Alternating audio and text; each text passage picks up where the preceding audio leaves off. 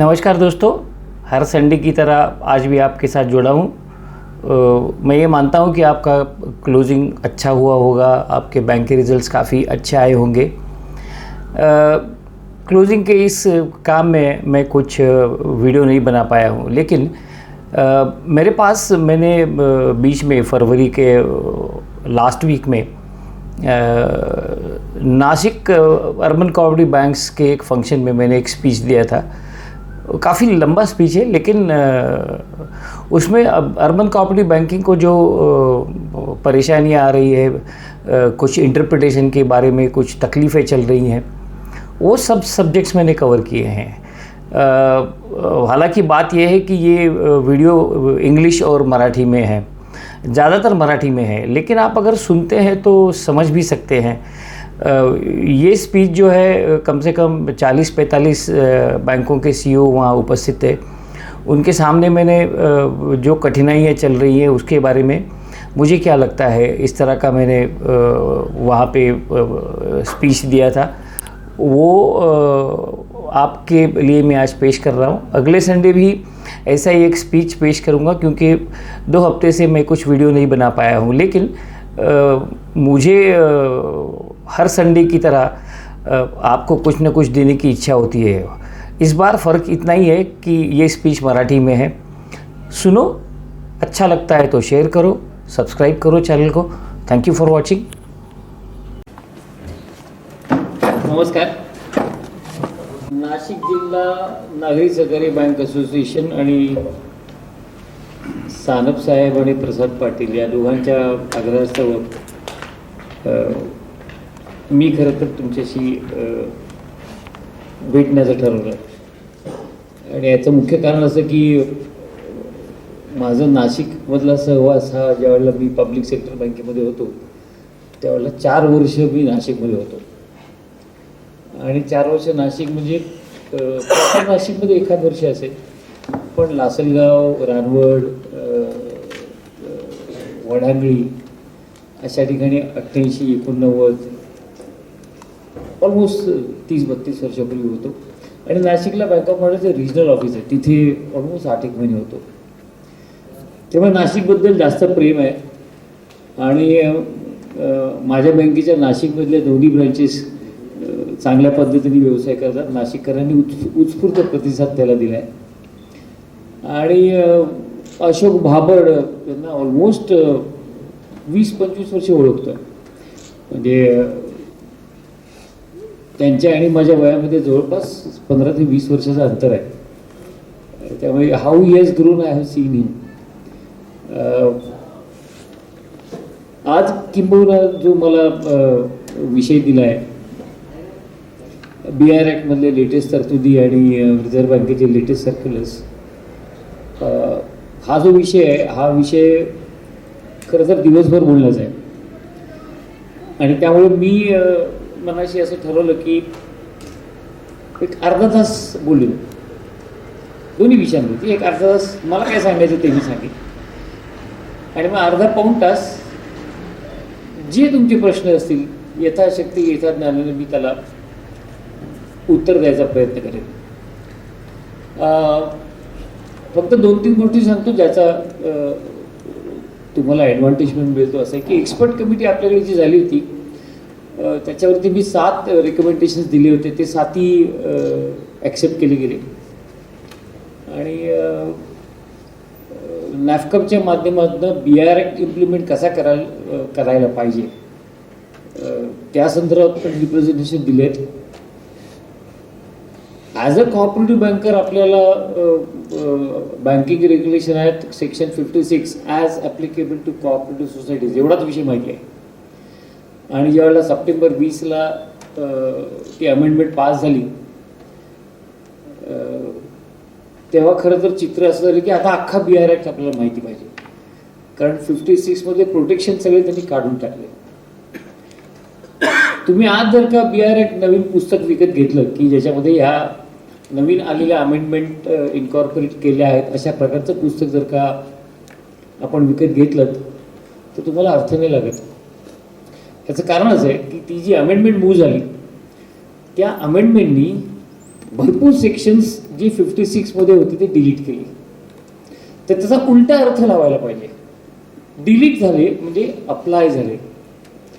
आणि त्यामुळे मी माझ्याकडे एक 40-50 पानाचं आर्टिकल आहे की जी BR ॲक्टची अमेंडमेंट आहे त्या अमेंडमेंटचा प्रत्येक सेक्शनवर झालेला इम्पॅक्ट, असं म्हणजे आर्टिकल जे लिहिलं आहे ऑलमोस्ट 2 वर्षापूर्वी लिहिले, पण त्या आर्टिकलवरून तुम्हाला अर्थबोध लागतो की BR ॲक्ट इंटरप्रिट कसा करायचा. तर ते डॉक्युमेंट मी पाटील साहेबांकडे देईन. आणि त्याच्या जोडीला मी नोव्हेंबर 20 मध्ये एक इम्पॅक्ट अनालिसिस नावाचं एक आर्टिकल आहे जे 3-4 मॅगझिन्समध्ये प्रसिद्ध झालं. NAFCPच्या पण झालं, बँकोच्या झालं, फेडरेशननी पण त्याला पब्लिसिटी दिली होती. त्याची पण एक मी कॉपी आणलेली आहे. त्यात हे 2 डॉक्युमेंट्स ऑलमोस्ट 60-70 पानाचे असल्यामुळे मी फार कॉपी नाही आणल्या. मी म्हटलं कोणाला तरी एकाला कॉपी देईन, ज्याला इंटरेस्ट आहे तो त्याच्यात झेरॉक्स काढून घेऊ शकतो. आणि तुमच्यापैकी कोणाला सॉफ्ट कॉपी पाहिजे असेल तर माझा ईमेल ID आहे, मेल करा, मी तुम्हाला सॉफ्ट कॉपी पण पाठवून तोही काही विषय नाही. 40 वर्ष बँकिंगमध्ये काम केल्यानंतर मला सातत्याने असं जाणवतं की मी आता काय करायला पाहिजे. तर पहिला मुद्दा सांगतो की मी आता बँकिंग नाही करत. म्हणजे बँकेत काम करतो पण बँकिंग नाही करत.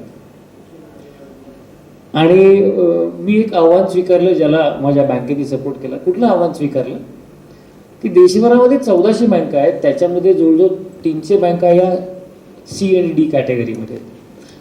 आता या C आणि D कॅटेगरीमध्ये असलेल्या बँका ज्या आहेत त्या व्हर्च्युअल ICUमध्ये किंवा व्हेंटिलेटरवरती आहेत. त्यामुळे तो पेशंट जगवणं तुम्हाला वेगळे परिश्रम लागतात. पण ज्या B कॅटेगरीमध्ये त्या खाली घसरून आहेत किंवा B कॅटेगरीमध्ये त्या वर जाव्या, त्या B+ला जाव्यात. आणि ह्याच्यामध्ये मी एक मधली छोटी गॅप भरून काढण्याचा प्रयत्न करतो. आणि त्या प्रपंचामध्ये मी आज तुमच्याकडे आलो. म्हणजे प्रपंच असा आहे की आम्हाला बँकिंग सगळं येतं. ॲज अ CEO संचालक इथे आहे कोणी आत्ता बसलेलं, मग मला मोकळेपणाने बोलता येईल. कारण जेवढं मोकळेपणाने बोलीन तेवढा त्याचा इम्पॅक्ट अनालिसिस तुम्हाला जास्त चांगल्या पद्धतीने करता येईल. मुळात मुद्दा असा आहे की आपण ज्या सहकारी बँकेमध्ये काम करतो त्याच्यामध्ये एक गृहीतक, अनेक वर्षाचं गृहीतक आहे. ते गृहीतक असं आहे की संचालक बँक चालवतात, आपण संचालक सांगतील ते काम करतो. हे गृहीतकच बदलत आहे. आता उलट होत आहे. संचालकांनी फक्त दिशा द्यायची आणि बँक चालवण्याचं काम CEO आणि त्यांच्या टीमनी करायचं आहे. म्हणजे जी एक रिझर्व्ह बँकेचं सर्क्युलर आहे डूज अँड डोंट्स, त्याच्यावरती रिझर्व्ह बँक ऑफ इंडिया इन्स्पेक्शनमध्ये तुम्हाला कधी ताणत नव्हती, ती आता ताणायला लागली आहे. गेल्या 3 वर्षातला झालेला मोठा फरक मी तुम्हाला सांगतो. तुमच्याकडे काही लोकांनी अनुभवला असेल. रिझर्व्ह बँकेची इन्स्पेक्शन टीम चेअरमनला भेटायला नाही मागत किंवा व्हाईस चेअरमनला भेटायला नाही मागत, ते फक्त CEO आणि त्यांची टीम. हा सटल चेंज जो आला आहे ना तो आपण आत्मसात करायला पाहिजे. याचं कारण एकच आहे की रिझर्व्ह बँकेचं म्हणणं गेल्या 2-3 वर्षामध्ये जे आहे ते ह्याच पद्धतीचे की बँक ही प्रोफेशनली चालवायची, ज्याला फॉर्मल एज्युकेशन बँकिंगमध्ये आहे. त्याकडे संचालक लोकशाही पद्धतीने निवडून येतात. म्हणजे बऱ्याच बँकांमध्ये बिनविरोध निवडणुका होत असतील वगैरे, असं काय ठीक, बाजूला विषय थोडासा बाजूला ठेवूया. पण लोकशाही पद्धतीने संचालक निवडून येतात आणि त्यांना नेसेसरीली बँक चालवता येतेच असा विषय नसतो. काही लोक असतात त्याच्यामध्ये की त्यांना बँकिंग कळतं, सगळेच असतात असं नाही. आणि मग तुम्ही ठेवीदारांच्या पैशाचं जर का रक्षण करणार असाल तर मग रिझर्व्ह बँकेच्या नियमांचं तुम्हाला पालन करणं आवश्यक आहे. आणि ते का करायचे हे पुढच्या 15-20 मिनिटानंतरच्या सेक्शनमध्ये मी ते कव्हर केले. Why you have to follow the reserve bank of India's guidelines. त्याच्या आधी BR ॲक्टबद्दल मी सांगतो की 2007 साली रिझर्व्ह बँकेच्या वेबसाईटला तुम्ही जर का गेलं तर आजही तुम्हाला पेपर सापडेल. रिझर्व्ह बँकेला BR ॲक्टमध्ये अमेंडमेंट आणायच्या होत्या 2007 साली, 7 किंवा 8 असेल. त्या वेबसाईटला एक लिगल डॉक्युमेंट्स आणि ड्राफ्ट पेपर्स नावाचं एक विंडो आहे RBIच्या साईडला. त्या विंडोला तुम्हाला ते ओरिजिनल BR ॲक्टचे अमेंडमेंट्स तुम्हाला सापडतील की त्यांना काय काय मॉडिफाय करायचं होतं. आणि त्याच्यामध्ये एक मॉडिफिकेशन असं होतं, म्हणजे वन स्मॉल पॅरा, की अर्बन कोऑपरेटिव्ह बँकिंग आज 6.5 लाख कोटीचं आहे आज, म्हणजे 2007. आणि 6.5 लाख कोटी is hardly 4.5% of the entire banking industry. but they play a critical part, and therefore the protection granted to these banks under section 56 needs to be modified. अशा प्रकारचा write-up आहे त्याच्यामध्ये. हे केव्हाच आहे? 2006-07चं. कुठल्याच त्याच्यानंतरच्या आलेल्या केंद्र सरकारने या विषयावरती गंभीरपणे विचार नाही केला, आणि गंभीरपणे विचार करायला भाग पाडलं ते 24 सप्टेंबर 2019ला ज्यावेळेला PMCचा घोटाळा उघडकीस आला त्यावेळेला त्यांना कंपल्सरी त्याचा विचार करावा लागला. कारण झालं असं की तो घोटाळा उघडकीस आला आणि रिझर्व्ह बँकेने हात वर केले आणि मिनिस्ट्री ऑफ फायनान्सने हात वर केले. म्हणजे Nirmala Sitharaman went to the extend on 2 October जी प्रेस कॉन्फरन्स झाली मिनिस्ट्री ऑफ फायनान्समध्ये, निर्मला सीतारामनने हे जाहीर केलं की मल्टीस्टेट बँका आम्ही कंट्रोलच करत नाही. हे आमचा कंट्रोलच नाही आहे मल्टीस्टेट बँकांमध्ये. चुकीचं होतं अर्थात, कारण मल्टीस्टेट कॉपरेटिव्ह सोसायटीज ॲक्ट 2000 साली आला, 2002 साली अमेंड झाला. म्हणजे एक segment of urban cooperative bank ministry of finance control करतच होतं, पण त्या बाईंना याचा पूर्णपणे गंध नसल्यामुळे त्यांनी असं विधान केलं. आणि रिझर्व्ह बँकेचे गव्हर्नरने एक फॅन्टॅस्टिक स्टेटमेंट दिलं, we do not have sufficient legal weapons to control the cooperative banks. म्हणजे आमच्याकडे शस्त्र नाही आहेत नागरी सहकारी बँकांवर नियंत्रण करण्याकरता. नागरी सहकारी बँका तोपर्यंत काय करत होत्या? 2019च्या आधी आमच्यावर ड्युअल कंट्रोल आहे, आमच्यावर ड्युअल कंट्रोल आहे म्हणून सगळीकडे बुमाम करत होत्या. सगळ्या ठिकाणी ही ओरड होती, ड्युअल कंट्रोलचा आम्हाला त्रास होतो. कारण कसं होतं की तुम्हाला तुमचा जो रजिस्ट्रार आहे, ARI, DRI, DDRI जे कोणी आहे, त्यांनी तुम्हाला सांगितले की त्यांचं तुम्हाला ऐकायला लागायचं आणि ते काहीही सांगायचे. असा अनुभव प्रत्येक बँकेतनी घेतला आहे, प्रत्येक कॉपरेटिव्ह बँकेतनी घेतला आहे की DDR आणि AR त्यांच्या मनात आलेल्या गोष्टी सांगायचे ते आपल्याला पूर्ण करायला लागायच्या. फार मी त्या विषयावर भाष्य करत नाही, पण माझं स्वतःचं मत हे बँकांना आवडत होतं. का आवडत होतं याचं रिझन पण मी सांगतो. बरेचशी कॉपरेटिव्ह सोसायटीच्या ॲक्टमधले विषय आहेत ना ते सहजगत्या सुटत होते. मग ते काय असेल, upset valuation, upset price valuation पासून असंख्य विषय आहेत जे जर का सहजगत्या सोडवायचे असतील तर we were willing to oblige the registrars. खरी परिस्थिती अशीच होती. आणि 19ला ही परिस्थिती झाल्यानंतर the movement to amend the BR act was hastened up. त्याच्यावरती घाई करण्यात आली. घाई इतकी करण्यात आली की मार्चच्या लॉकडाऊनमध्ये, म्हणजे 23 मार्च 2020ला जो लॉकडाऊन झाला त्याच्या आधी लोकसभेने या अमेंडमेंट सगळ्या पास केल्या. त्या राज्यसभेत जाऊ नाही शकल्या. कारण मला वाटतं 20 का 22 मार्चला लॉकडाऊन लागला. देशभराचा जो लॉकडाऊन पहिला लागला तेव्हा राज्यसभेत जाऊ नाही शकल्या. रिझर्व्ह बँकेला इतकं प्रेशर होतं की त्यांनी 26 जूनला ऑर्डिनन्स काढायला लावला. कोणाला? मिनिस्ट्री ऑफ फायनान्सला, की हा BR ॲक्ट अमेंड झालेला आहे. आणि फोकस कशावरती होता? 56ची कवच कुंडलं नागरी सहकारी बँकांची काढून टाकणं. Simple, this was a simple objective. आणि 26 जूनला ज्या वेळेला तो ऑर्डिनन्स काढला तो सगळ्या बँकांपर्यंत यानं त्या मार्गाने पोहोचला. आजकाल व्हॉट्सअप हे खूप सोपं माध्यम झालं, पोहोचला सगळ्यांकडे. आणि साधारणपणे महिनाभर बँकांना काही कळतच नव्हतं काय करायचं. कारण त्यांनी काय केलं, सेक्शन 56 मध्ये जो as applicable to cooperative banks होता त्याच्यामध्ये सेक्शन 12(1) जो अमेंड केला त्याच्यामध्ये सगळ्यांची झोप उडाली. काय होता सेक्शन 12(1)? सेक्शन 12(1) असं म्हणत होता, सेक्शन 56 मधला सब सेक्शन 12(1). तुम्ही जर का BR ॲक्टचा 12(1) शोधायला गेलं तर तुम्हाला भलताच सेक्शन सापडेल की तुम्हाला भागभांडवल जर का इश्यू करायचं असेल, नागरी सहकारी बँकांना भागभांडवल इश्यू करायचं असेल तर आमची परवानगी लागेल. तुम्हाला रिफंड करायचं असेल आमची परवानगी लागेल. म्हणजे तुम्ही शेअर कॅपिटलच्या बाबतीत काही करायचं असेल तर आमच्या परवानगीशिवाय तुम्हाला काही करता येणार नाही. बाय द टाइम याचा इम्पॅक्ट लोकांना समजेपर्यंत जुलै एंड आला होता.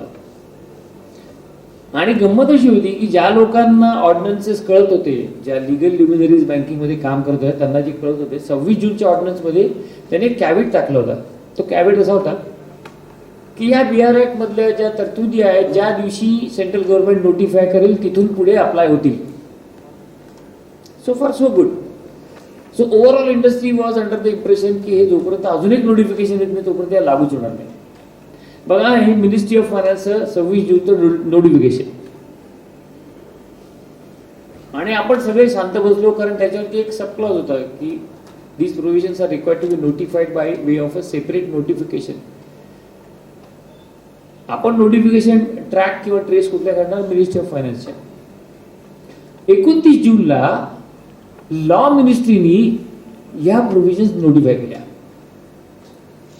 आणि जुलैच्या 3ऱ्या आठवड्यात त्या बऱ्याच बँकांच्या लक्षात आल्या की या नोटिफाय झाल्या आहेत आणि तिकडनं पळापळ सुरू झाली. ॲज युजल एका बँकेने नॅफकॉला विचारलं काय करायचं, काय आम्ही रिफंड करायचं की नाही. नॅफकॉने त्या बँकेला पत्राचं उत्तर दिलं.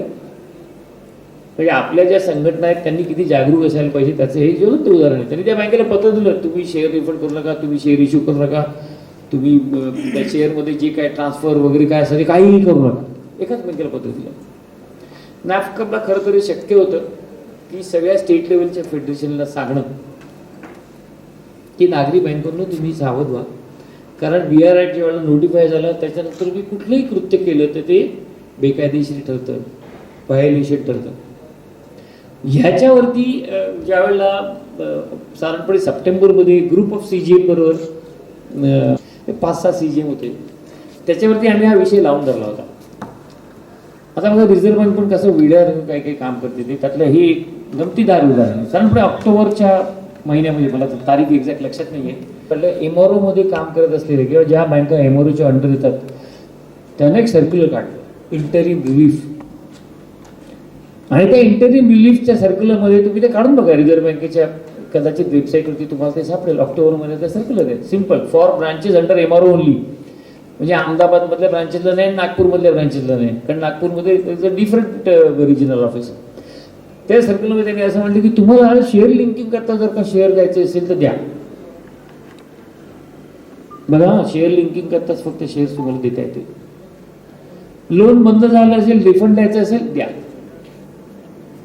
म्हणजे एखादा तुमचा शेअर होल्डर जो तुमचा बॉरोवर नाही आहे आणि त्याला शेअर्स विड्रॉ करायचे, त्याला देऊ नका असा अर्थ म्हटलेला नाही, अर्थ तो आहे.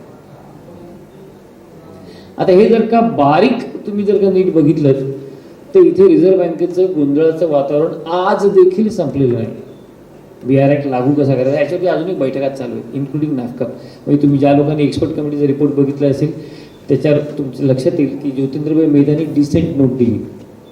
ती डिसेंट नोट दिली की आपल्या सेक्टरला फेवरेबल असलेल्या गोष्टी एक्सपर्ट कमिटी केल्या नाही, तरी तिथे ज्योतिंद्रभाई मेहतांना एकटं पाडण्यात आलं त्या एक्सपर्ट कमिटीमध्ये. तो पॉलिटिकल विषय आपण किंबहुना बाजूला ठेवूया. आपण आपल्या सेक्टर आणि किंबहुना आपली बँक एवढाच विषय आपण करण्याचा प्रयत्न करूया.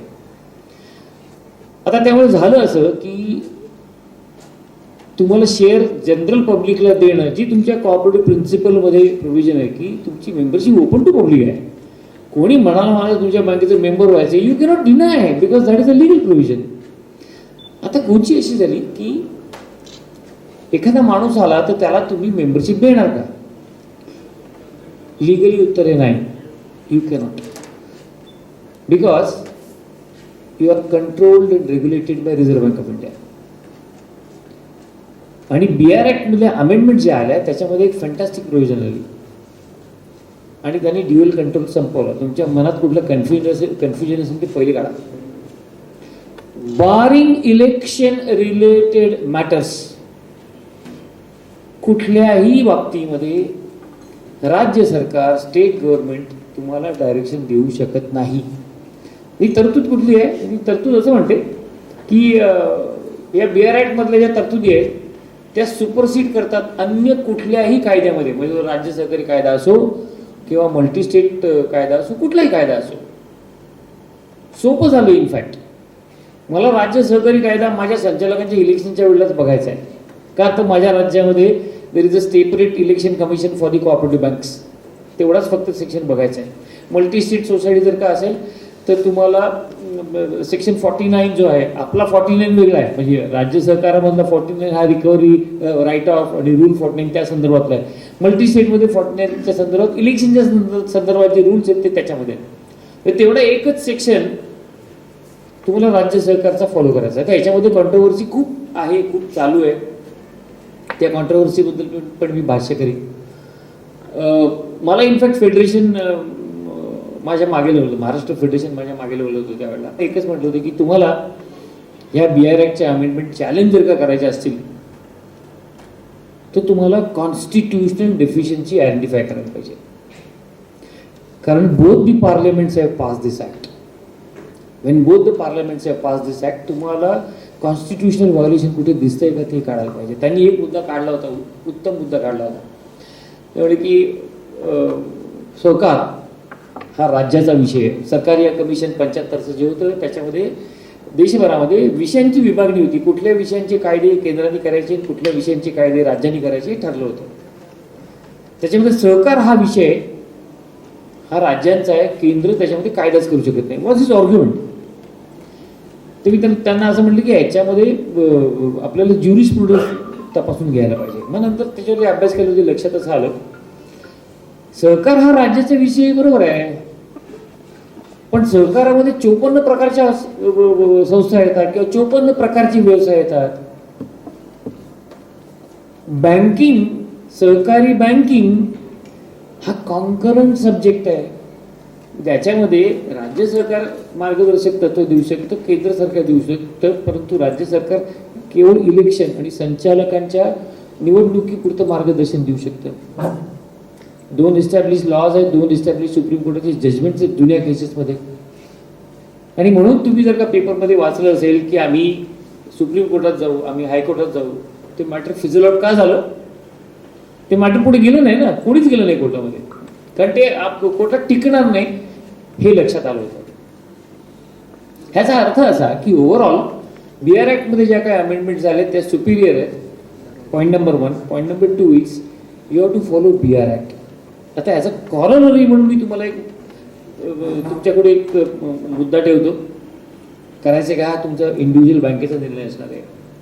ह्याचा दुसरा अर्थ असा आहे की राज्य शासनाने इश्यू केलेली OTS ही नागरी सहकारी बँकेने फॉलो करायची का? कायद्याचं उत्तर आहे नाही. कायद्याचं उत्तर आहे नाही. मग काय करायचं नागरी सहकारी बँकांनी? नागरी सहकारी बँका गेली 10 वर्षे OTS मध्ये बरेच NPAचे अकाउंट रिकव्हर करतात. आपल्याला माहिती आहे की सेटलमेंट करण्याचा जो काही फॉर्म्युला दिला आहे, कट ऑफ डेट जी NPAची असते त्या बेसवरती नागरी सहकारी बँका ते करतात. गोंधळाचं वातावरण आहे या विषयामध्ये. आणि म्हणून आता जे काम चालू आहे ते नागरी सहकारी बँकांकरता one time scheme Reserve Bank जाहीर करेल पुढच्या 3 ते 4 महिन्यामध्ये.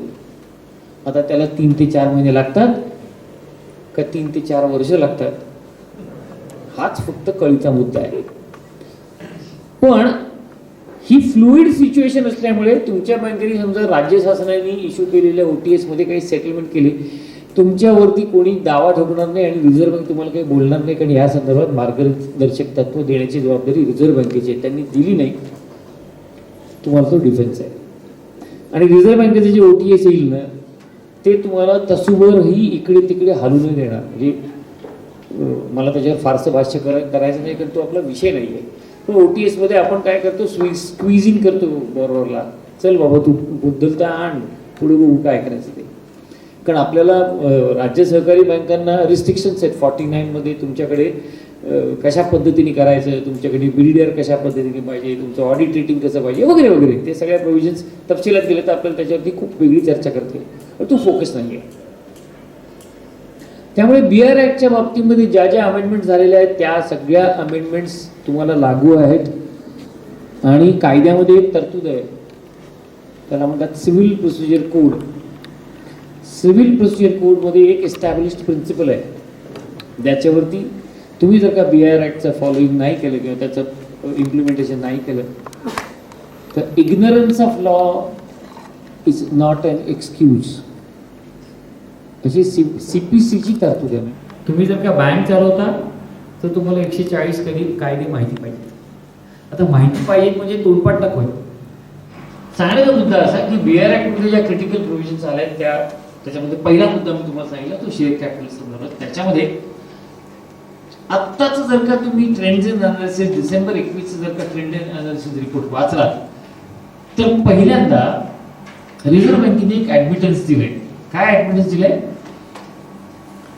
की इथे आई जीव घालीनं आणि पाप भीक मागू देईना अशी जर का अवस्था नागरी सहकारी बँकेची असेल तर त्यांना वाट मोकळी करून द्यायला पाहिजे. आणि म्हणून पहिल्यांदा ट्रेंड्स अनालिसिस रिपोर्टमध्ये तो तेवढा फक्त सेक्शन वाचा, cooperative development in cooperative banking, त्याच्यामध्ये एक तुम्हाला मोठं टेबल दिसेल. त्या टेबल खाली तुम्हाला हा अख्खा पॅराग्राफ लिहिलाय जो मी तुम्हाला सांगतोय की नागरी सहकारी बँकांना भांडवल उभं करायचं असेल तर त्यांना स्टॉक एक्सचेंजचा ऍक्सेस हा लवकर दिला गेला पाहिजे, ज्याची चर्चा आपण गेली 10 वर्ष झाली आहे.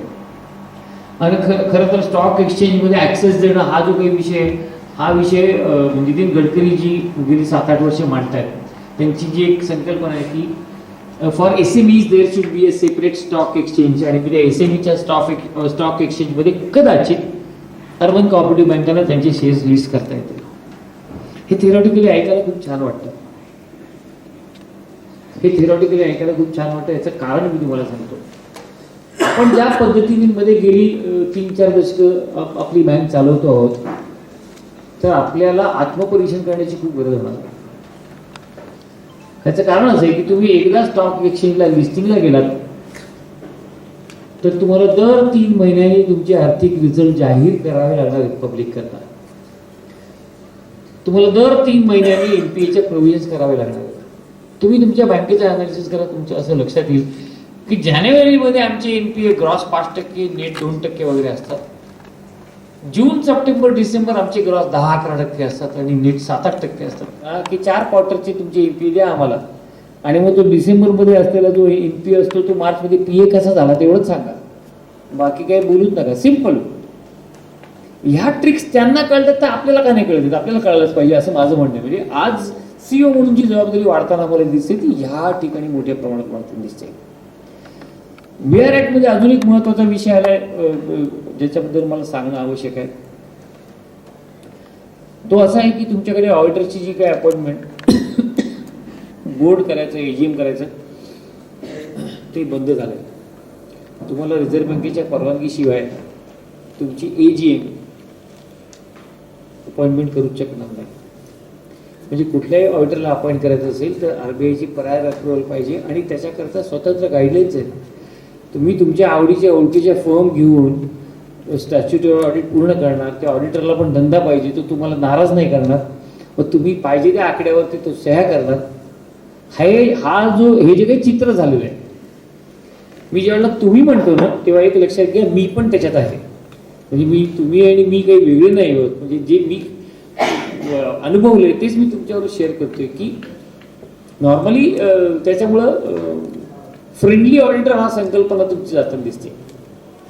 आता ती फ्रेंडली ऑडिटर म्हणून जाताना दिसते याचा अर्थ असा की एखाद्या ऑडिटरला अपॉइंट करायचं असेल तर 1 वर्ष आधी त्याचे तुमचे काही संबंध नकोत. किमान ऑडिटरला एखाद्या स्टॅच्युटरी ऑडिट फर्मला तुम्हाला अपॉइंट करायचं असेल तर 1 वर्ष आधी तुमचे आणि त्यांचे कुठलेही संबंध नकोत. म्हणजे तुम्ही त्याला कुठल्याही प्रकारची असाइनमेंट दिलेली नसली पाहिजे. तुम्ही त्याला असाइनमेंट दिली नसेल आणि तो कुठल्याही प्रकारे जर का तुमच्या बँकेकरता काम करत नसेल तर अपॉइंट करू शकता. पण त्याचे सिलेक्शनचा क्रायटेरिया दिला आहे. त्या फर्मची साईज काय असायला पाहिजे दिलं आहे. नॅफ्रामध्ये किंवा सेबीमध्ये त्या ऑडिटरच्या बाबतीमध्ये काही निगेटिव्ह रेटिंग नसलं पाहिजे आणि तुम्हाला नॅफ्रापासून सगळ्यांचं क्लिअरन्स घेणं आवश्यक आहे. हा सेक्शन BR ॲक्टच्या 29 सेक्शनमध्ये ह्या सगळ्या तरतुदी आहेत ज्या सर्क्युलरमध्ये इन्कॉर्पोरेट झाल्या आहेत. नंतर दुसरा एक विषय जो आपल्याला लक्षात ठेवायला पाहिजे, अमेंडमेंट्स खूप झाल्या आहेत, मी फक्त क्रिटिकल जे आहेत तेवढाच फक्त रेफर करतो. दुसरा एक विषय झाला तो बायलॉजच्या अमेंडमेंटच्या बाबतीमध्ये, which was an easier option for you. तुमच्या बोर्डाने अमेंडमेंट सरवायच्या बायलॉजमधल्या, त्या AGMमध्ये घ्यायच्या, त्या रजिस्ट्रारला पाठवायच्या आणि मग रजिस्ट्रार त्यातले काही बायलॉज अमेंड करणार किंवा अप्रूव्ह करणार किंवा डिसअप्रूव्ह करणार. आता गंमत अशी आहे की ज्या बँकेचे सभासद 10,000 आहेत आणि 10,000 लोकांनी अप्रूव्ह केलेली बायलॉज जे आहेत ते एकटा रजिस्ट्रार म्हणणार ही मान्य नाही, ही मान्य, ही मान्य नाही, ही मान्य. हे असं का? त्याला काही उत्तर नाही. For the last 6 decades this has been the practice. म्हणजे 1960 साली जेव्हा सहकार कायदा आला तेव्हापासून ही तरतूद आहे. त्यामुळे लॉजिकली आर्ग्यू करायला काही पॉईंट नाही. पण आता मध्ये कोण आलं? आता मध्ये आले रिझर्व्ह बँक ऑफ इंडिया. तुम्हाला बायलॉजच्या अमेंडमेंटच्या बाबतीमध्ये रिझर्व्ह बँकेचं प्रायर अप्रुव्हल पाहिजे. आता हे तुम्ही म्हणाल कुठल्या सेक्शनमध्ये होईल? BR ॲक्टमध्ये कुठे असं सेक्शनच दिलं नाही की बायलॉ अमेंडमेंट घ्या. मला एक छोटा सेक्शन त्यांनी इन्सर्ट केलाय. तो इन्सर्ट असा केलाय की तुमच्या बायलॉजचा अर्थ ह्या कायद्याकरता कंपनी लॉनुसार आर्टिकल्स आणि मेमोरेंडम सारखा असेल. आणि मग कंपनी लॉ करता BR ॲक्टमध्ये अमेंडमेंट अशी आहे की आर्टिकल्स किंवा मेमोरेंडम जर का कंपनीला चेंज करायचे असेल, म्हणजे बँकिंग कंपनीला चेंज करायचं असेल तर RBIचं प्रायर अप्रुव्हल लागते. त्या लॉजिकनी प्रायर अप्रुव्हल हा विषय आला. म्हणजे बायलॉज अमेंडमेंट हे आला, हा विषय आला तो आर्टिकल्स व्हर्च्युअली आत्ताचा जो BR ॲक्ट तुम्ही जर का बघितला तर super imposition of Indian companies act on this BR act. तर ज्या ज्या कंपनीज ॲक्टच्या प्रोव्हिजन्स आहेत त्या त्या सगळ्या BR ॲक्टमध्ये मायग्रेट झालेल्या आहेत मॉडिफिकेशनने. काही मॉडिफाय झालेल्या नाही आहेत कारण त्या अजूनही इव्होल्युशन स्टेजला आहेत. म्हणजे उदाहरणार्थ असं की कंपनी लॉमध्ये इंडिपेंडंट डायरेक्टरची जी संकल्पना आहे ती आपल्याला लागू नाही केलेली, ती आहे त्याच्यामध्ये BR ॲक्टमध्ये पण आहे. Independent director who is not connected anywhere.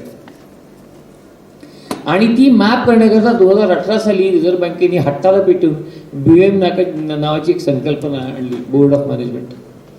आणि 100 कोटीच्या वरती ज्या बँक आहेत त्यांना बोर्ड ऑफ मॅनेजमेंट कंपल्सरी आणलं. Board of management is basically a recommendatory sort. So board of director can always reject the recommendation made by BOM. Administrative functioning तुमचं वाढलं. म्हणजे उदाहरण धरून चला की तुमच्याकडे क्रेडिट कमिटी आहे आणि क्रेडिट कमिटी प्रपोजल बोर्डाला रेकमेंड करते. सिम्पल, एकाच कमिटीचा आपण विषय घेऊया. तर आता क्रेडिट कमिटीमधनं बोर्डाला रेकमेंड होणारे proposal before they are presented to credit committee ते बोर्ड ऑफ मॅनेजमेंटकडे यायला पाहिजे. मग board of management either will recommend or reject. It will go to credit committee. Credit committee can decide on the rejected proposal of BOM and recommend it to the board favorably. Either way, because BOM is not a decision making body. पण त्या वासराच्या गळ्यात जसं ओंडकं मानतात ना, वाटेल तसं चौकूर उधळू नये, तसं BOMच्या पद्धतीने एक ओंडका आपल्या सगळ्यांच्या गळ्यात त्यांनी बांधलाय. त्याचं कारण एवढंच आहे की we should remain on track. The urban cooperative bank should remain on track. That is the logic. आणि BOMची संकल्पना ही जी आली त्याच सुमारास BR ॲक्ट अमेंडमेंटचा विषय केला होता. परंतु PMCची दुर्घटना झालेली नव्हती. PMCची दुर्घटना ही नंतर झाली, 2019ला झाली. पण या सगळ्या गोष्टी योग जुळून आल्यासारख्याच जुळून आलेल्या आपल्याला दिसतात. त्यामुळे तुम्हाला BOMच्या बाबतीमध्ये देखील कंप्लायन्स पाहिजे. कारण BOMने तुमची अडचण कुठे होणार आहे तर तुम्ही काही उद्या मागायला गेलात तर रिझर्व्ह बँक तुमच्याकडे BOM नसेल तर तो विषय तुमच्या फेवरमध्ये घेणार नाही आहे. आणि अजूनही एक्सपर्ट कमिटीच्या बाबतीमध्ये जे काय चालू आहे ते अजून वेगळ्या पद्धतीने आपल्याला विषय करायला पाहिजे. कारण एक्सपर्ट कमिटीचा रिपोर्ट अजून एक्सेप्ट नाही झालेला. There are several sub committees which have been formed by reserve bank of India to study and decide how to implement that. कदाचित 6 महिने लागतील, 1 वर्ष लागेल. आणि जसं शेअर कॅपिटलच्या बाबतीत मी मुद्दा सांगितलं, तुम्हाला आठवत असेल जुलै 2021मध्ये रिझर्व्ह बँकेने एक कॅपिटल ऑगमेंटेशनवरती नवीन एक सर्क्युलर काढलं. ड्राफ्ट सर्क्युलर ते अजून फायनल नाही झालेलं. त्या सर्क्युलरमध्ये त्यांनी 2 गोष्टीचं सुतोवाच केलेलं आहे. आणि तुम्ही ते ड्राफ्ट सर्क्युलर अजूनही तुम्हाला RBIच्या वेबसाईटवरती मिळेल. काय सुतोवाच केलेलं आहे की ज्या बँकांचं CRAR 9% वरती आहे त्यांना त्यांचा मिनिमम CRAR किती असावा हे त्यांनी ठरवायचं. बोर्डाची पॉलिसी असायला पाहिजे. आता हे मी का सांगतोय तर मुळात तुम्हाला FHWM मध्ये राहण्याकरता 10% CRAR इज ॲडेक्वेट. पण तुम्हाला धंदा करायचा असेल आणि शेअर लिंकिंगचं लिव्हरेज पाहिजे असेल फॉर रिटेल प्रोडक्ट्स लोन्स, तुमचा कन्सिस्टंटली CRAR हा 12% वर पाहिजे. मग तुम्हाला लिंकिंगचं एक्झम्पशन त्याच्यामध्ये मिळतं. ॲव्हरेज CRARच्या बाबतीमध्ये जो डेटा आहे तो असं सांगतो की नागरी सहकारी बँकांना CRARचा फारसा मोठा प्रॉब्लेम नाही. कारण ॲव्हरेज 13-14% घरात ह्या लिंकिंग हिस्टॉरिकली घेत असल्यामुळे कॅपिटलचा विषय तिथे मोठ्या प्रमाणात दिसत नाही. सर्वात मोठा विषय जो झालेला मला दिसतो BR ॲक्टमध्ये तो असा आहे की 2003 साली माधवपुराचं प्रकरण झालं. ते आपल्या सगळ्यांना माहिती असेल. माधवपुरा गुजरातमध्ये जी बँक सहकारी बँक बुडाली,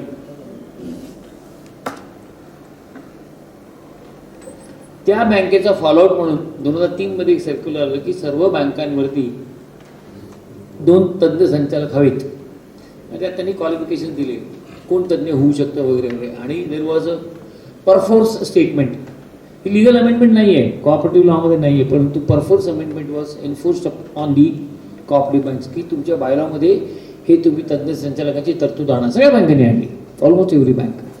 त्यावेळेला अर्बन कोऑपरेटिव्ह बँका खूप आरडाओरडा करत होत्या 2003 साली की आम्हाला कुठनं मिळणार तज्ज्ञ, आम्ही गावातली छोटी बँक आहे, तज्ज्ञ आणणार कुठलं. पण 2005-06 पर्यंत रिझर्व्ह बँकेला असं कळलं की सर्व बँकांकडे तज्ज्ञ आलेले आहेत. ती खेड्यातली बँक असो का शहरातली बँक असो का अजून कुठली बँक असो. अर्थ असा की ती जी तरतूद रिझर्व्ह बँकेने हळूच नागरी सहकारी बँकांना कंप्लाय करायला जी लावली, सगळ्या नागरी सहकारी बँकांनी कंप्लाय केली. ऑन द सेम लाईन्स आता ज्या अमेंडमेंट आल्या आहेत त्या अमेंडमेंटमध्ये संचालकांच्या बाबतीमध्ये काही तरतुदी लागू झाल्या. त्या तरतुदी गेली 60 वर्षीय BR ॲक्टमध्ये, आपल्याला तर आत्ता लागू झालं म्हणून ते नवीन वाटतं. म्हणजे तुम्ही सेक्शन 10 पासून खालचे सगळे सबसेक्शन्स वाचा, तुम्हाला लक्षात येईल संचालकांच्या बाबतीत काय लागू झाले ते. त्यातल्या 2 गोष्टी मी महत्त्वाच्या तुम्हाला सांगतो की तुमच्या संचालक मंडळामध्ये किमान 51% लोक हे स्पेशली नॉलेजेबल असावेत. तरी एरियाज दिलेत, कुठल्या कुठल्या एरियामध्ये त्यांचं नॉलेज असले पाहिजे. अकाउंटन्सी, इंडस्ट्री, लॉ असे 10-12 विषय दिले. ॲडव्हान्टेज काय आहे? क्वालिफिकेशन प्रिस्क्राईब नाही केलेलं. त्या सेक्शनमध्ये संचालकाला क्वालिफिकेशन काय पाहिजे असं म्हटलेलं नाहीये. म्हणजे तज्ज्ञ स्पेशलाइज्ड नॉलेज अकाउंटन्सीमध्ये आहे, तर तो BCom पाहिजे का GDCA पाहिजे, काय पाहिजे काही म्हटलेलं नाही आहे. त्या तज्ज्ञ संचालक आहे. म्हणजे त्याला जर का तुम्हाला प्रोफेशनल डायरेक्टर म्हणून मोजायचं असेल तर त्याचा अनुभव त्या क्षेत्रातला तसा पाहिजे. क्वालिफिकेशनबद्दलचा विषय नाही आहे. आणि म्हणून तुमच्या तज्ज्ञ संचालकांमध्ये जर का 51% वरती हे प्रोफेशनली क्वालिफाईड डायरेक्टर्स असतील तर आता एक्सपर्ट कमिटीने रेकमेंड केले की हे जे 2 तज्ज्ञ संचालक आम्ही कॉप करतो किंवा बोर्डामध्ये घेतले ती तरतूद रद्द करावी. रिझर्व्ह बँक ऐकते की नाही मला माहिती नाही, पण तो एक विषय मला दिसतो. दुसरा एक गमतीशीर विषय जो लागू झाला, ज्या बँकांचे गेल्या 2 वर्षात इलेक्शन झाले त्यांना हा लागू झाला, तो असा आहे,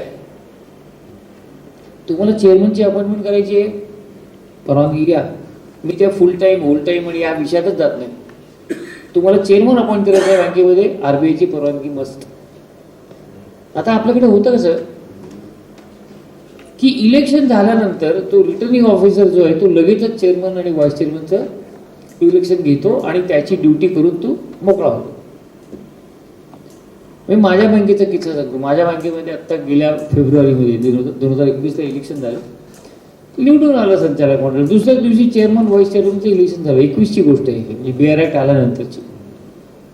आणि आम्ही रिझर्व्ह बँकेला कळवलं की अमुक एक आमचे चेअरमन अमुक एक आहेत आणि आम्ही प्रायर अप्रुव्हल घेऊ शकलो नाही कारण ही प्रोसेस झाली. रिझर्व्ह बँकेला सुधरत नाही आहे ते कलम इम्प्लिमेंट कसं करायचं.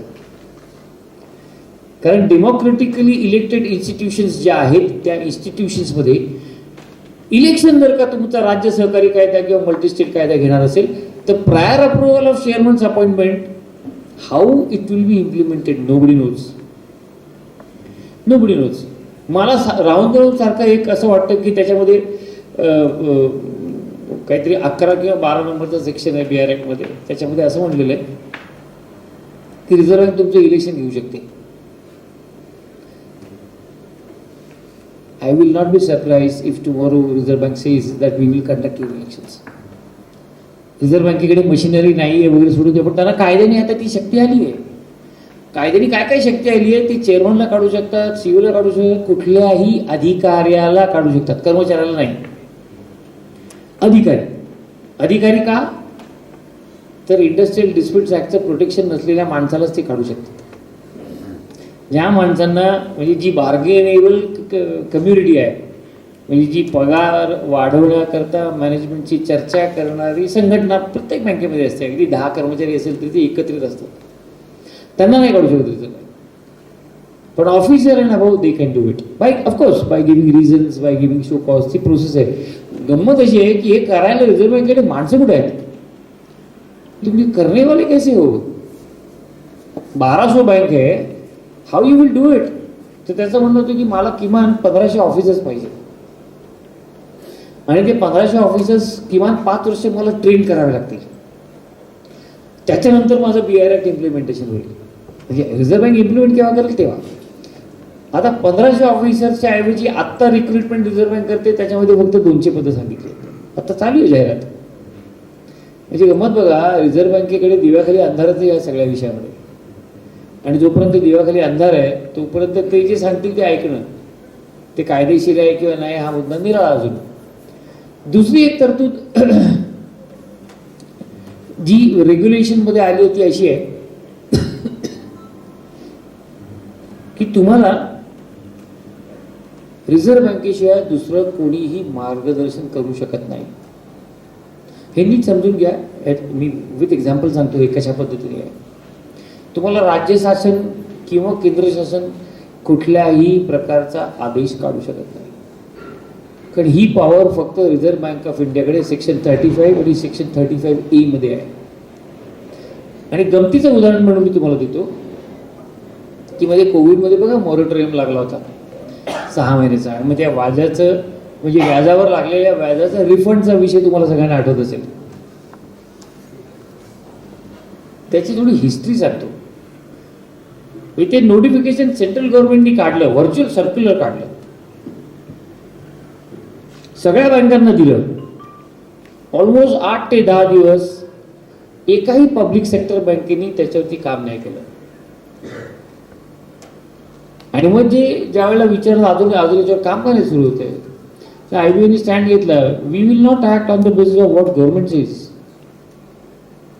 Our regulator is reserve bank of India. हे ज्यावेळेला रिझर्व्ह बँकेच्या डोक्यात प्रकाश पडला त्यावेळेला त्यांनी 2 पॅराचं सर्क्युलर काढलं. काय काढलं सर्क्युलर? ते जे केंद्राने दिलेल्या गाईडलाईन्स आहेत ना त्या फॉलो करा आणि अप्लाय करा बुवा. हे उदाहरण आहे त्यात की nobody can directive except reserve bank of India. त्यामुळे ड्युएल कंट्रोलच्या बाबतीत हे उदाहरण तुम्ही कायम लक्षात ठेवा की तुमचा मायबाप सरकार फक्त रिझर्व्ह बँक ऑफ इंडिया आहे. Nobody else can directive except जे विषय ऑलरेडी शासनाकडे आहेत आणि ज्याच्यामध्ये काही मार्गदर्शक तत्व अजून इव्हॉल्व्ह झालेलं नाही आहे. म्हणजे असं आहे की मी तो विषय असा केला होता की इलेक्शनच्या बाबतीत तुम्ही राज्य सहकारी कायदा किंवा मल्टीस्टेट आम्हाला पटतं, पण मग त्याच कायद्यामध्ये आम्हाला अपसेट प्राइसिंग, आम्हाला 101, आम्हाला 49 याचं काय करायचं? हे आम्ही फॉलो नाही का करायचे? कायद्यात तरतुदी याचं काय करायचं? त्याच्यावरती पोझिशन त्यांनी अशी घेतली की आम्ही जोपर्यंत सांगत नाही तोपर्यंत जे चाललंय ते चालू द्या. त्यांना सुधरत नाहीये. म्हणजे हे मी तुम्हाला सातत्याने सांगण्याचा प्रयत्न करतोय की BR ॲक्ट अंमलात कसा आणायचा, इतके कॉन्फ्लिक्ट ऑफ इंटरेस्ट आहेत ते कसे करायचे हे सुधरत नाहीये. देशभरातल्या सगळ्या बँकांनी BR ॲक्टचं व्हायोलेशन केलं पहिल्या 4 महिन्यामध्ये. काय व्हायोलेशन केलं? 26 जूनला तुम्हाला सांगितलं की शेअर रिफंड करायचा नाही आणि 4 महिने सगळ्या बँका दनादन रिफंड करत होत्या. मग बँकांनी स्टोरी काय तयार केली? कोविड चालू आहे, त्याला गरज आहे. म्हणजे आत्ता नंतरच्या काळामध्ये ज्यावेळेला रिझर्व्ह बँकेचे इन्स्पेक्टर या मोठ्या बँकांमध्ये गेले, कैसा क्या रिफंड? सर क्या करेंगे, कोविड था, उसको पैसा चाहिए था, नहीं देंगे तो क्या करेंगे? Was a kind of defence that was taken. आता रिझर्व्ह बँकेला काय होत होतं ते धरलं तर चावतं आणि सोडलं तर पळतं. अशा अवस्थेमध्ये आता त्यांची परिस्थिती BR ॲक्टच्या बाबतीत चालू आहे. त्यामुळे आता संचालकांच्या बाबतीत जर का आपण विषय करायचा म्हटला तर हे काही क्रिटिकल विषय मी तुम्हाला सांगितले. त्याच्यामध्ये मी माझ्या बँकेत घडलेला किस्सा मी तुम्हाला सांगतो जो तुम्हाला माहिती असायला पाहिजे. माझ्या बँकेत आत्ता इन्स्पेक्शन झालं. तू कोणाला विचारू नको बँकेमध्ये, मी इथे सांगतोय हे. आत्ता डिसेंबरमध्ये इन्स्पेक्शन सुरू झालं आणि आत्ता 22-23 जानेवारीला संपलं.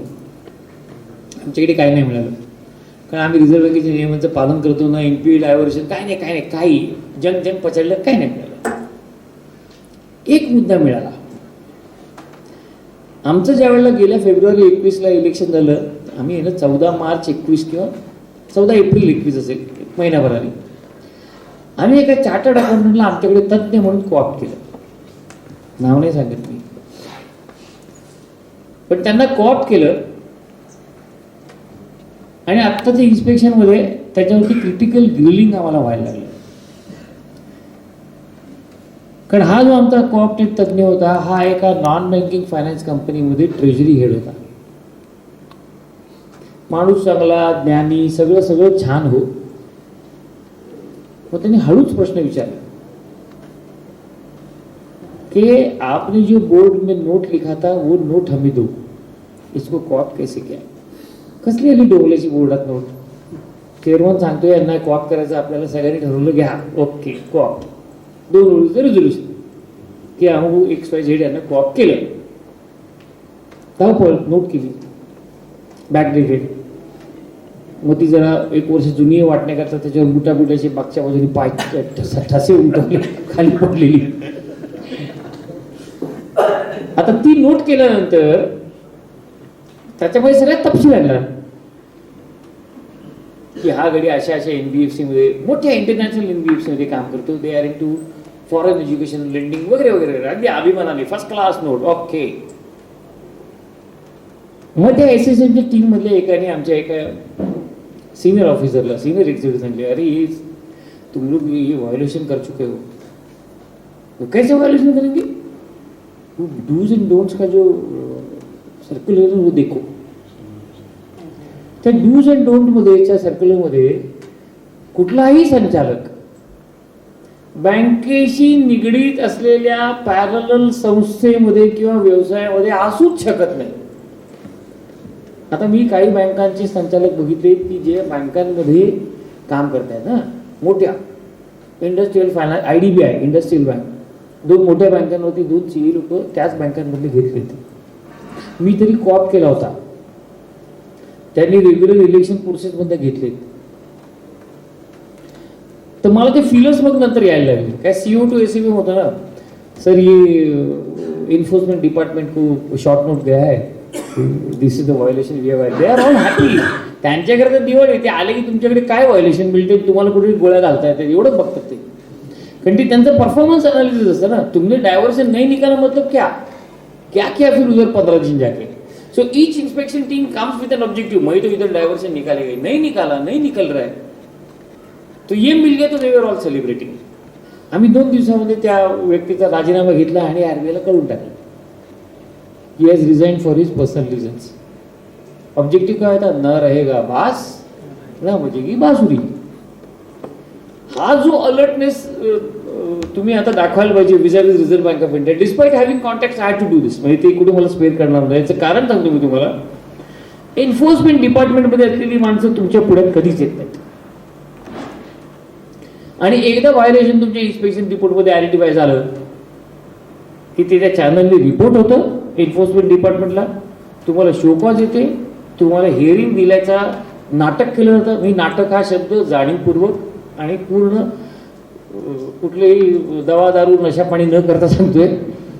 पण तुमच्या हिअरिंगचं एक नाटक होतं आणि त्याच्यानंतर तुमचं एक्सप्रेशन एक्सेप्टेबल नाही म्हणून तुम्हाला सेक्शन 46 नुसार पेनल्टी होते, which ranges from 10,000 rupees to a crore of rupees, depending upon the offense and the quantum of offense. There is a percentage that has been prescribed. म्हणजे किती रुपयाचा ऑफेन्स आहे त्याच्यावरती पनिशमेंटची रक्कम पण ठरते. म्हणजे इंडिपेंडेंटली अशी ठरवता येत नाही. BR ॲक्टमध्ये सविस्तर त्याच्यामध्ये प्रोव्हिजन्स आहेत. आणि दुसरं रिझर्व्ह बँकेने सर्क्युलर काढलं पेमेंट अँड सेटलमेंट सिस्टीममध्ये, स्कीम ऑफ पेनल्टी. तुम्ही वाचलं की नाही मला माहिती नाही. गमतीशीर आहे की या बँकांना शिक्षा कशी करायची. हे झालं तर चापट मारायची, हे झालं तर गुद्दा मारायचा, हे झालं तर काय पुढची काय स्टेज असेल ती. ह्याचा अर्थ असा की ॲज अ CEO किती जागरूक राहावं लागणार आहे ह्याला काही अंतच नाहीये. पण तुम्ही जर का एका गोष्टीच्या शांतपणे विषय केलात तर मला जे जाणवते ते असं आहे की तुम्हाला प्रत्येकाला रिझर्व्ह बँकेच्या नियमाचं पालन करत असताना तुमचं अंतर्मन तुम्हाला सांगतं की माझं चेअरमन काय वाटेल ते बोलू दे पण हे आपलं चुकतं आहे. तुमचं अंतर्मन तुम्हाला सांगतं. तुम्हाला फक्त अंतर्मनाचं तुम्ही ऐकायला शिका, बँकांचं नाही ऐकणार. म्हणजे थोडासा वाईटपणा घ्या चेअरमन बरोबर, काही पर्याय नाही त्याला. Chairman is not a banker. So do not listen to the chairman or any of the directors who is asking you to do something which is not within the precincts of the law. त्यामुळे गेली 25 वर्ष मी जे बघतोय ते सातत्याने आपले संक्रमणाचे दिवस संपतच नाही आहेत. म्हणजे मला जे सहकारात 25-26 वर्ष झाली त्याच्यामध्ये एकही वर्ष असं गेलं नाही की काहीतरी लफडं आपल्या नागरी सहकारी बँकेच्या मागे लागलेलं नाही, असं एकही वर्ष नाही गेलं. आत्मचिंतन केल्यावर लक्षात येतं की नाही आपणही त्याला काही प्रमाणात जबाबदार आहोत. आपलंच जर का नाणं थोडंसं खोटं ठरत असेल तर आपण चांगलं काम करायला पाहिजे. आणि हे नक्की आहे की सगळी काही माणसं चोर नसतात, पण त्या 2 चोरांमुळे 98 लोकांना शिक्षा होते. त्याची आपल्या बाबतीत आपल्या सेक्टरच्या बाबतीत अनेक उदाहरणं आहेत. उदाहरण माधवपूर आहे किंवा उदाहरण TMC आहे. हे जे नियम कडक होण्याचं काय, ज्यांनी काय लफडे करायचे ते जेलमध्ये गेले त्यांचा काय होतं तो काही विषय नाही, पण भरडले जातो होत आपण. आणि या परिस्थितीमध्ये मला एकच अजून, मी तुम्हाला कुठल्याही स्पेसिफिक सेक्शनचा विषय सांगितला नाही कारण तो तुम्ही ऐकून पण गुळगुळीत झाला असेल. पण तुमचा कंट्रोल हा पूर्णपणे आता रिझर्व्ह बँकेच्या हातात गेलेला आहे. आणि तो रिझर्व्ह बँकेच्या हातात जर का गेला असेल तर नियमांची जाण आणि त्याचं इम्प्लिमेंटेशन हे तुम्हाला पक्क असलंच पाहिजे, यायलाच पाहिजे. हे थोडंसं BR Act बद्दल झालं. इनफॅक्ट BR Act बद्दल 4-5 तास बोलता येतं, पण तेवढं आपल्याकडे वेळ पण नाही. पण केव्हा तरी गप्पा मारण्याचा जर का प्रसंग आला तर आपण BR Act वरती पण सविस्तर गप्पा मारू शकतो. मला दुसरा जो विषय पाटील साहेबांनी सांगितलं तो मी थोडासा टचबेस करतो. एक गेल्या ऑक्टोबरमध्ये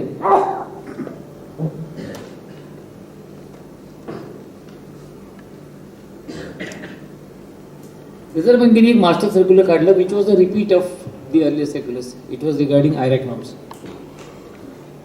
आणि त्यानंतर 12 नोव्हेंबरला त्या IRAC नॉर्म्सबद्दल क्लॅरिफिकेशन काढलं. आणि त्यानंतर आता 15 फेब्रुवारीला पुन्हा एक क्लॅरिफिकेशन काढलं. हे क्लॅरिफिकेशन काढण्याचा विषय एवढाच होता की जे चार्टर्ड अकाउंटंट लोक होते त्या लोकांमध्ये difference of opinion in terms of interpretation होते.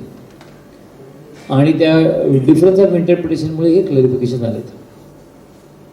या सगळ्या सर्क्युलरचा सार मी तुम्हाला सांगतो आणि काय परिणाम झाले तेही मी तुम्हाला सांगतो. म्हणजे टेक्निकल प्रोव्हिजन्स खूप आहेत. तुमचे काही प्रश्न असतील तर तेही नंतर मी घेईन या विषयावरती. मला जसं जमेल, मला जी काही समस्या आहे त्या बेसिसवर मी तुम्हाला ते प्रश्न देईन, म्हणजे त्याची उत्तर देईन. सेक्टरमध्ये तुम्ही जर का पहिलं मास्टर IRAC नामचं बघितलं तर ते 2009चं आहे. म्हणजे इन्कम रेकग्निशन ॲसेट क्लासिफिकेशन हे 2009चं पहिलं मास्टर आहे. आणि आता जे मास्टर आलं आहे ते income recognition asset classification and provisioning असं आलं आहे. IRACP. P हा आत्ता ॲड झाला. ऑल्दो आधीच्या सर्क्युलरमध्ये P हा शब्द होताच, प्रोव्हिजनिंगबद्दल गायडन्स होतेच. पण 2009च्या मास्टरमध्ये त्यांनी असं म्हटलं आहे की एखादा अकाउंट समजा NPA झाला तर तो अपग्रेड करायचा झाल्यास पूर्णपणे त्याचे ओव्हरड्यूज संपले पाहिजेत, असं 2009चा रेफरन्स आहे. इंडस्ट्री काय करत होती, मी पण करत होतो तेच, की एखादा अकाउंट NPA झाला तर त्याचा असेसमेंट फक्त 31 मार्चला करायचं. किती हप्ते बाकी आहेत? 2 हप्ते बाकी आहेत. मग टेक्नॉलॉजिकली काय झालं, 2.90 बाकी आहेत किंवा 2.95 बाकी आहे, म्हणजे स्टँडर्ड आहे. I mean how we have evolved, त्याचंही उदाहरण आहे. कारण आपल्याकडे typically other than commercial bank, नाव commercial banks are also following, आपल्याकडे EMI हा कन्सेप्ट आहे. नाव EMI या कन्सेप्टमध्ये interest is factored over a period of repayment schedule. The quantum of interest is factored into the EMI. बरोबर आहे. So the confusion for us was simple. पण गेल्या 5-7 वर्षामध्ये रिझर्व्ह बँकेने EMIच्या ऐवजी नंबर ऑफ डेजवरती ते मायग्रेट झाले ग्रॅज्युअली. आणि ते नंबर ऑफ डेजवर जिथे ते ग्रॅज्युएट झाले तिथे सेक्टर बोंबलला. सेक्टर बोंबलला इन द सेन्स की त्या सगळ्या अडचणी डोळ्यासमोर यायला लागल्या. म्हणजे सिस्टम बरोबर कॅल्क्युलेशन करणं हे आता 1-2 वर्षाची गोष्ट आहे. पण त्याच्या आधी या संदर्भामध्ये क्लॅरिटी बऱ्याच ठिकाणी नसल्यामुळे, आणि सॉफ्टवेअरची दिवे तर अजून वेगळाच प्रकार आहे. म्हणजे तो कदाचित आपण नंतर त्या विषयावरती बोलू शकतो. पण सिम्पल फंडा जो मी तुम्हाला सांगतो तो लक्षात ठेवा, तुम्ही आयुष्यात अडचणीत नाही येणार. आपण फक्त 12 महिन्याचा कालावधी विचारात घेऊया आणि इव्हेंट्स ॲसेस करण्याचा प्रयत्न करूया. समजा तुमचा 1 एप्रिलला एखादा अकाउंट NPA आहे, क्वांटम वगैरे सोडून देऊया. 1 एप्रिलला अकाउंट तुमचं NPA आहे आणि 31 मेला सगळे ओव्हरड्यूज भरले, अकाउंट पीए झाला, बरोबर आहे. आता 1 एप्रिलला त्याची एनपीए डेट जी झाली होती ती 31 मेला अस्तंगत झाली, संपली ती डेट. आणि त्याच्यानंतर तो 31 ऑगस्टला पुन्हा एनपीए झाला, म्हणजे पुन्हा 90 दिवसानंतर हप्ते थकले, तो 31 ऑगस्टला एनपीए झाला. त्याची डेट आता एनपीएची आली 31 ऑगस्ट, न की 1 एप्रिल. 31 ऑगस्टला तो एनपीए, त्याची NPA date will be 31 August. आणि 31 ऑगस्टला एनपीए झाल्यानंतर त्या बाबांनी काय केलं की मार्चपर्यंत एक हप्ता पेंडिंग ठेवला. हप्ते भरत गेला, पण 31 मार्चला त्याचा एक हप्ता पेंडिंग होता. तुम्हाला तो एनपीएच ठेवायला पाहिजे. एवढा एक सिंपल फंडा जर का आपण लक्षात ठेवला, वेदर वाया सिस्टीम और मॅन्युअली, हा फंडा जर का तुम्ही लक्षात ठेवला, तुम्ही कुठेच अडचणीत येणार नाही. आणि 500 कोटीच्या आतली तुमची बँक असेल तर तुम्हाला ऑनलाईन एनपीएचं मॅन्डेटरी नाही आहे, फक्त ॲडवायझरी आहे. शक्यतो तुम्ही ते सिस्टीमवर घ्या वगैरे वगैरे. 500 कोटीच्या वरती तुमचं जर काय असेट बेस असेल तर तुम्हाला ते मॅन्डेटरी आहे, किंवा त्याला काहीतरी पिरियड दिला. आय बिलीव्ह सप्टेंबर 21 पर्यंत वगैरे होता. मोठ्या बँकांना तो 30 जून 21 पर्यंत होता. जगातलं एकही सॉफ्टवेअर असं नाही आहे की हे एनपीए आयडेंटिफिकेशन ॲक्युरेटली परफेक्ट करेल. Ongoing basis, daily basis 100% accurate होत नाही. आता कारण विचारा, ढोबळ मारण्याचे कारण आहे. माझ्याकडनं रिझर्व्ह बँकेने सर्टिफिकेट मागितलं होतं, त्यांना मी असं म्हटलं होतं की माझ्याकडे 99.99% माझं सगळं सिस्टीमवर होतं. 0.01% I do not know, because I am not the one who has written the software. मला हे ॲक्युरेटलीच व्हायला पाहिजे. I am already stop only of the term loans. म्हणजे मी याच्यामध्ये सीसी घुसवत नाही आहे, सीसी कुठल्याही प्रकारे मी बोलत नाही आहे. पण तुम्ही जर का ऑनगोईंग डेली करत असाल तर आत्ता माझ्या बँकेमध्ये ॲव्हरेज डेली 30 ते 40 अकाउंटचं एनपीए आयडेंटिफिकेशन चुकतं आहे. म्हणजे काही ठिकाणी स्टँडर्ड अकाउंट ॲड होतात, काही ठिकाणी जेन्युइन एनपीए आहेत, परंतु ते स्टँडर्ड म्हणून दिसतात. त्याचा शोध नाही लागलेला. आणि अशा शोध न लागलेल्या गोष्टींना काय म्हणतात मराठी भाषेमध्ये, भानावती येते. सुधरतच नाही आहे. हे का होतंय हे सुधरत नाही, वेंडरला पण सुधरत नाही आहे. आता वाट लागली हा शब्द ज्यावेळेला मी म्हणतो त्याचा अर्थ असा की त्यांना रिसोर्सेस डिप्लॉय करायला लागतात, ॲक्युरेट क्लासिफिकेशन करतात. सिस्टीमवरती येते म्हटलं तर मला रिसोर्स डिप्लॉयच नाही करायचे, मी केलेच नाही पाहिजे. बटन दाबलं, प्रोग्राम बंद झाला, 3 तासामध्ये रिझल्ट आला, मॅटर एंड्स. तसं होत नाही आहे. रिझर्व्ह बँकेची अपेक्षा करेक्ट आहे.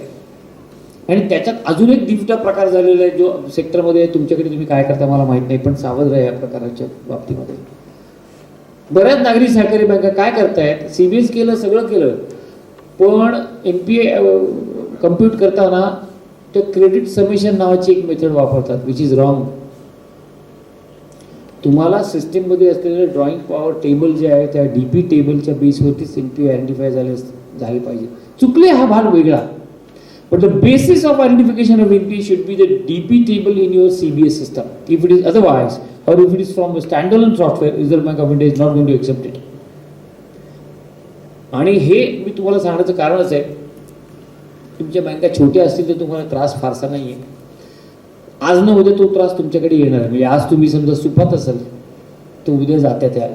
विषय सांगण्याचा हेतू एवढाच आहे की हा एक मेजर डिसिजन मला जो दिसतो की जो रिझर्व्ह बँक खूप वेगळ्या पद्धतीने बघते आहे. सर्क्युलर्स तुम्हाला सगळे माहिती आहेत, त्यामुळे सर्क्युलरबद्दल तुम्हाला काही शंका असेल तर विचारा. मी फक्त त्याच्यातले जे पिटफॉल्स जे आता इंडस्ट्रीमध्ये दिसत आहेत ते मी तुम्हाला सांगण्याचा प्रयत्न करतो. कारण एवढंच आहे, फोरवॉर्न्ड इज फोरआर्म्ड. माझ्या सगळ्या यूट्यूब चॅनलमध्ये सातत्याने एकच थीम आहे. ती थीम अशी आहे की बी ए कंप्लायंट बँक. कारण तुम्हाला वाली कोण नाही, ना फेडरेशन ना नाफकम, नोबडी. तुमचे वाली तुम्हीच आहात. पण तुमचे वाली तुम्हीच जर का व्हायचं असेल तर follow what the reserve bank of India says. माय बाप सरकार एकच. You will have less difficulty for your bank because you are suppose to as a CEO responsible for protecting depositors as well as members' interest. The directors may come and go. Their interest is temporary. विचारून बघा स्वतःला प्रश्न आणि विचारून बघा संचालकाला प्रश्न. फक्त मोठा आहे की याच्या पलीकडे काही नाही. मी फलाना बँकेचा फलाना आहे, याच्या पलीकडे आता नागरी सहकारी बँकांच्या संचालक या पदाला फारसं मूल्य राहिलेलं नाही. पण सभासदांचा प्रतिनिधी म्हणून लोकशाहीमध्ये जी काही पद्धत दिली आहे आपली त्या पद्धतीकरता ओके, पण बँक संचालकांनी चालवायची नाही. आणि बँक जर का संचालक चालवत असतील तुमचे, तर मी एवढं म्हणेन की you are digging your grave. म्हणजे त्या आइन्स्टाईननी म्हटलं होतं की जन्माला आलेला प्रत्येक माणूस मृत्यूच्या दिशेने वाटचाल करतो. पण मला असं वाटतं की आपण मृत्यूच्या दिशेने वाटचाल नाही, आपण धावत सुटतो बघ मृत्यूच्या दिशेने. त्यामुळे ही काळजी तुम्ही घेतली तर तुमची bank will live longer, will remain stronger. या अँगलनी मला तो विषय दिसतो. दुसरा एक विषय मला जो ॲज अ CEO म्हणून जो मला दिसतोय तो असा आहे की तुमची ग्रोथ थांबवली रिझर्व्ह बँकेने. तुम्हाला टाईट करून टाकलं सगळीकडे. कसं केलं टाईट मध्ये? एकदम असं अनावधानाने. मी फुटपाथवर उभं गाडी माझ्या अंगावरनं गेली, न खाया न पिया ग्लास थोडा बारा असला विषय. हे PMCचं ऑफशूट आहे. PMCनी वाटेल तसे पैसे दिले, त्याचा परिणाम आपण भोगतो आहोत सगळे, कारण आपण त्या सेक्टरमध्ये आहोत. काय केलं त्यांनी 2020 मध्ये? एक कॉन्सन्ट्रेशन रिस्क नावाचा सर्कल काढलं आणि तुमचे एक्सपोजर नॉर्म कम्प्लीट करण्याच्या मेथडला काशी करून टाकलं पूर्णपणे. काशी करणं म्हणजे हा वाईट शब्द आहे. You understand what I am trying to tell you. काशी करणं म्हणजे खटिया खडी करते थोडक्यात. पहिला सटल चेंज काय केलं मध्ये त्यांनी? तुम्ही जे एक्सपोजर काढायचं, तुमचं लेंडिंग एक्सपोजर काढायचं, त्याचा सिंपल फॉर्म्युला होता. टायर 1 आणि टायर 2च्या 15% इंडिव्हिज्युअल, 40% ग्रुप. करेक्ट आहे ना? We were happy. इंटरनली आपण त्याच्यामध्ये कंट्रोल आणायचो की आमचं समजा सिंगल पार्टी एक्सपोजर 10 कोटी असेल, आम्ही 10 कोटीपर्यंत जात नाही, आम्ही 5 कोटीत देतो. मग एखाद्या आपल्या संचालकांच्या ओळखीच्या नाही ह्याला देऊया आपण 8 कोटी. Rational is not that. आपल्या ओळखीचं आहे. So we are digging our grave from a different angle. Forget about that. तिथे रिझर्व्ह बँकेने काय केलं की ते 40% ग्रुप एक्सपोजर 25%वर आणलं, 15% ठेवलं. परंतु तुम्ही जे ग्रुप एक्सपोजर टायर 1 आणि टायर 2चं कॅपिटल धरून काढायचा, त्याच्यामध्ये टायर 2 त्यांनी उडवून टाकलं. स्ट्रेट वे टायर 1वर आणलं. झालं, तुम्ही सगळे खाली एक्सपोजरमध्ये डबाधब खाली आले. हा एक भाग केला. दुसरा भाग त्या सर्कलमध्ये अजून एक केला, म्हणजे अजून 2 भाग केले त्यातले. एक दुसरा भाग जो केला तो असा की 2024 मार्च 2024 पर्यंत तुमचा क्रेडिट पोर्टफोलिओ हा 0.20% ऑफ टायर 1 और 25 lakhs whichever is higher याच्या आत आला पाहिजे. म्हणजे मी माझं उदाहरण सांगतो. माझ्याकडे समजा 3,000 कोटीची कर्ज आहे. याचा अर्थ असा की त्या 3,000 कोटीमध्ये मार्च 24 पर्यंत मला 1,500 कोटी माझ्या टायर 2.0 आहे ते समजा काय 60-62 लाख असेल त्याच्या आतमध्ये आणायचा. 50% तो पाहिजे, 50% तुमच्या एक्सपोजरचा. बरोबर आहे? आता हे केल्यानंतर याच्यामध्ये लॉंग टर्म विजन काय होती ती तुम्हाला आता एक्सपर्ट कमिटीच्या रिपोर्टमध्ये दिसते. त्यावेळेला एक्सपर्ट कमिटी अपॉइंट नव्हती झाली. या एक्सपर्ट कमिटीमध्ये त्यांनी काय केलं? अर्बन कोऑपरेटिव्ह बँकांचे 4 गट केले. Tyre 1, tyre 2, tyre 3, tyre 4. आणि टायर 2, टायर 3, टायर 4 या बँकांना काय सांगितलं की तुम्हाला एक तर CRAR 15% करायला पाहिजे आणि तुम्हाला स्मॉल फायनान्स बँकेसारखं काम करायला पाहिजे. हा जो कॉन्सन्ट्रेशन रिस्कचा नियम आहे हा स्मॉल फायनान्स बँकेचा नियम आहे. स्मॉल फायनान्स बँकांना 75% प्रायोरिटी करायला सांगितली. आपल्याला पण त्यांनी 75% सांगितले ना त्याच सर्क्युलरमध्ये. आजूबाजूला कुठेतरी आता 40 आहे, मग 45 करा, मग 50 करा, मग 60 करा, मग 75 करा. मानसिकता आपल्याला बदलण्याची गरज आहे की मला आता धबाधब लेंडिंग करता नाही येणार. किती पाहिजे भाऊ? 2 कोटी चल घे, तसं नाही करता येणार. आणि तुम्हाला इंटरनली शिस्त ही खूप मोठ्या प्रमाणात आणायला लागेल असं मला त्याच्यामध्ये दिसतंय.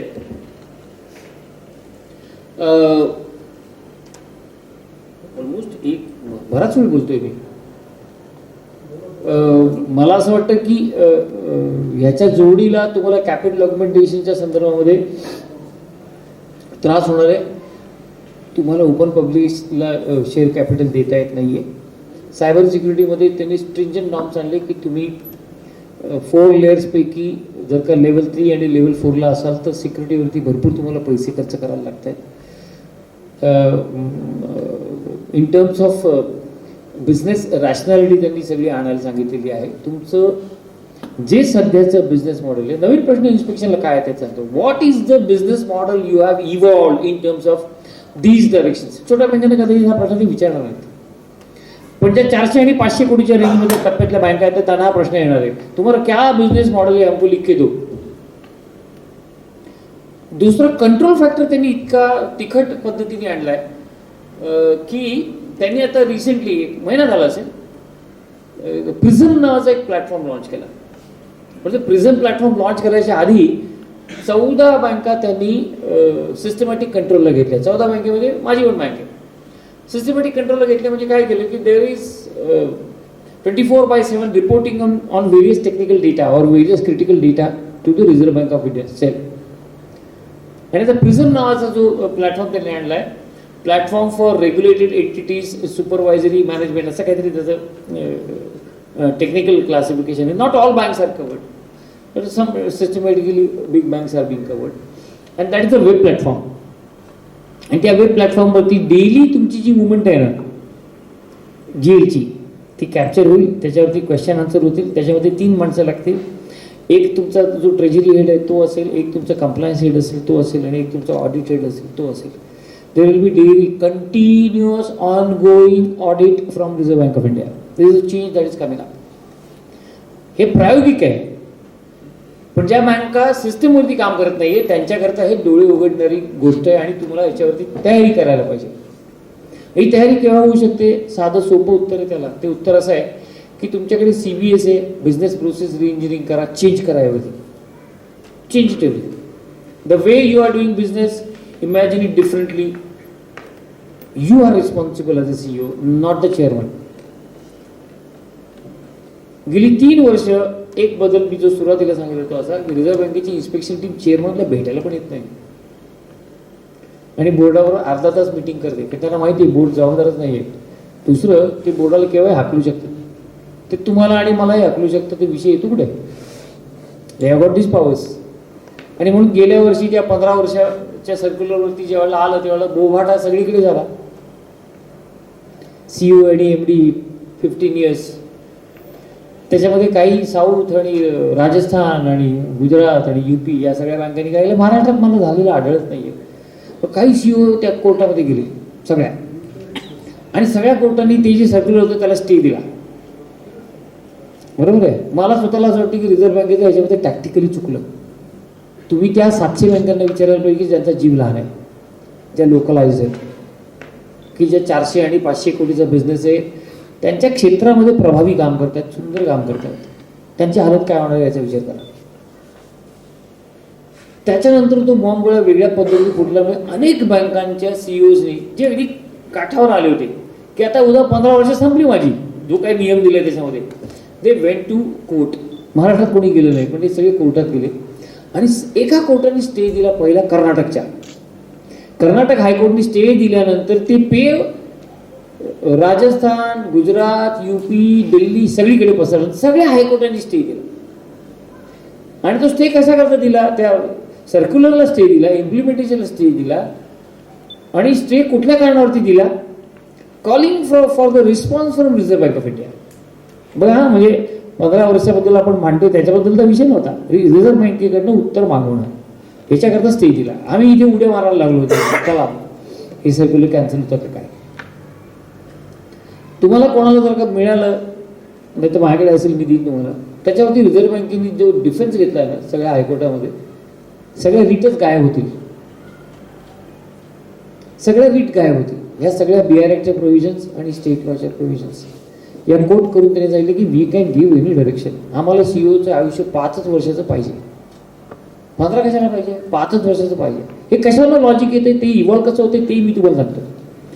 आपल्याला सर्क्युलर काढायची आधी सप्टेंबर 19ला रिझर्व्ह बँकेने पब्लिक सेक्टर बँकेने एक सर्क्युलर काढलं,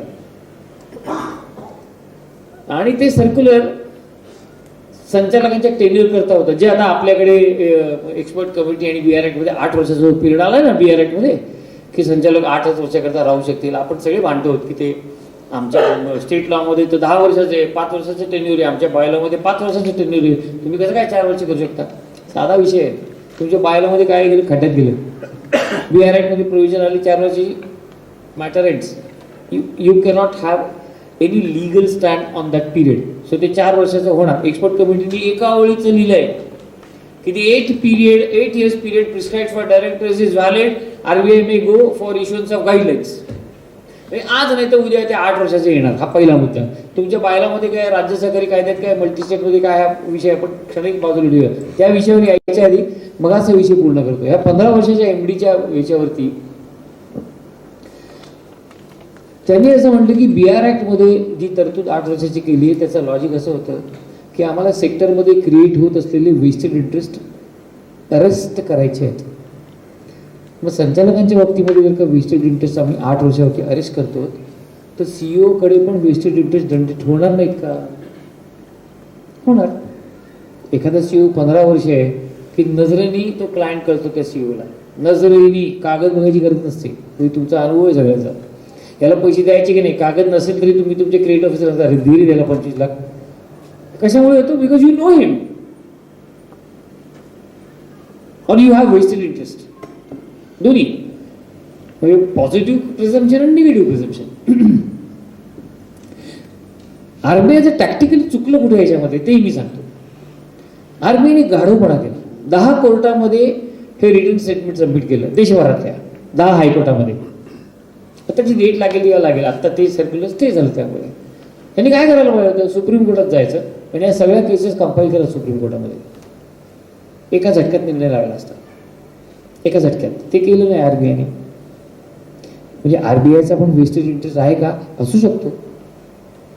पॉलिटिकल प्रेशर जे रिझर्व्ह बँकेवरती आपली मंडळी आणतात, दबावगट, तो दबावगट पण तिथे काम करत असेल. हू नोस, असू शकतो.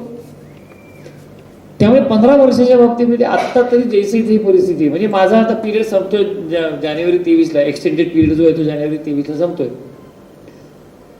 आणि मला कदाचित अजून 2 वर्षाचं एक्सटेंशन मिळू शकतं, म्हणजे 25 पर्यंत. पुढं काय सोपा वाया मीडिया. मी जो अनेक बँकांना बोललो, अरे ठीक आहे, तो माणूस CEO म्हणून तुमच्याकडे अनेक वर्ष काम करतोय, उत्तम काम करतोय, तुमच्या बँकेला चांगलं ओळखतो, वाया मीडिया आहे. तुम्ही तुमच्याच माणसाला CEO करा, बाहेरनं आणू नका. तुमच्या माणसाला CEO करा आणि याला ॲडवायझर टू CEO म्हणून ठेवा. बँक खड्ड्यात नाही जाणार. साधा मार्ग आहे ना. त्याच्यामध्ये एक प्रोव्हिजन अशी आहे की the CEO should not be associated for a gap of 5 years. असं जे लिहिलं ना ते गाढवपणाचं, इंटरप्रिटेशन गाढवपणासारखं करतोय आपण. समजा मी CEO आहे आता, माझा पिरियड संपला 15 वर्षाचा, त्याच्यानंतर मला CEO होण्याचा, माझी एज प्रोफाईल बघा, चान्स नाहीये. मी जर का पुढे CEO होणारच नाहीये तर मी ॲडवायझर टू CEO होऊ शकतो. वर्षभराचं हँड होल्डिंग करा, मग यांना थांबवा. हा खरं प्रॅक्टिकल सोल्युशन. मी बऱ्याच बँकांची बोललो. पण CEO हे पदाचा जो काही गरिमा आहे तो ॲडवायझर टू CEOला नाही, हे सत्य आहे. त्याच्यामध्ये काही no two opinions on that. पण फेडरेशनने एक जे उदाहरण घेतलं होतं त्याला उत्तर येत नाही. म्हणजे कसं की 35व्या वर्षी माणूस CEO झाला, अशोक बाभड सारखा यंग CEO. 50व्या वर्षी तुम्ही हाकलणार का त्याला? 50 ते 55 त्याला CEO पदापासून लांब ठेवायचं, सगळ्याच गोष्टीपासून लांब ठेवायचं. त्यांनी हाऊसिंग लोन घेतले 60 वर्षाच्या रिपेमेंटमध्ये. काय करायचं 5 वर्षाचं? त्याला तुम्ही व्हर्च्युअली नोकरीवरनं काढणार. काय करायचं? इथे रिझर्व्ह बँक हबकली. 15 वर्षात तुम्ही जे हट्टाने आणलेलं त्याच्यावरती सोपा मार्ग आहे. तुम्ही आज सगळ्या CEOना सांगा, बॉस 20 साल तक देते हैं, तब तक तुम्हारा अगले 5 साल में सेकंड लाइन तयार करतो. हे प्रत्येक CEOला जमणार आहे जर का 5 वर्ष दिली तर. की मला माझी लिगसी तयार करायची, कधी ना कधी मी त्या फेजमध्ये जाणार आहे, कधी ना कधी मी त्या स्टेजला जाणार आहे. माझा रोल ॲक्च्युअल CEOच्या ऐवजी हेल्पिंग हँड सारखा राहणार आहे. हे आपण समजून घेतलंच पाहिजे ना. आपण काही तारुण्य वरपासून घेऊन नाही आलेलो. So we are going to grow old. So this could be method.